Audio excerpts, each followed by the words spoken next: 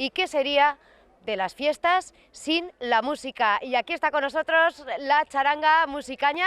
Estamos con el boss. Me han dicho que eres el boss, ¿no? Eso ¿Tú eres dicen. el que pagas a todos? No, el que dirige. El que dirige. Y hace falta dirigir, ¿no? Porque sois todos jóvenes, con ganas de juerga. Y sobre todo a este grupo. Es Sí, complicado. hay que llevar los restos. Venís desde Ribaforada. De Ribaforada, la mayoría, no todos. Habéis estado también en San Fermines. Vais a estar en otras localidades navarras, pero también vais a llegar hasta Vitoria.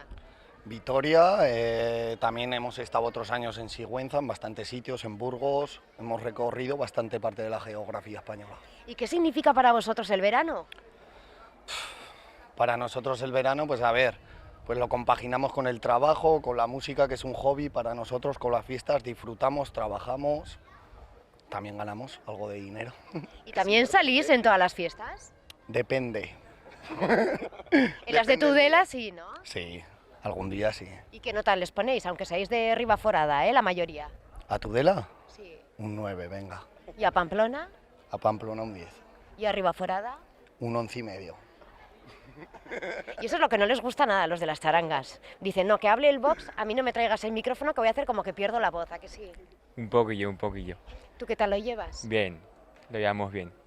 Una semana de fiestas animando a la gente. ¿Qué sería de las fiestas, por ejemplo, de Tudela sin una charanga que pusiese música? Ahora mismo estamos viendo en la calle de Herrerías cómo se ha acercado la gente en cuanto ha visto esa charanga para escucharos y para bailar.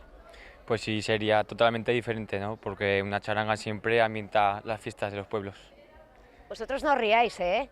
Que también os puedo preguntar. ¿Les pregunto o lo que hacemos es tocar? Pasa el micro y pregunta Sí. un poco más, sí. Ah, ¿cómo me...?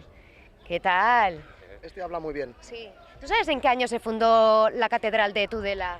Sí, Sí. pero no lo voy a decir. No, ¿verdad? No, Porque que a ti ya- lo que te gusta es tocar eso es. y que la gente se anime. Sobre ¿Estáis todo. preparados? Muy bien. Gracias, charanga musicaña. Venga, Después va. volveremos a escuchar otro tema. Venga.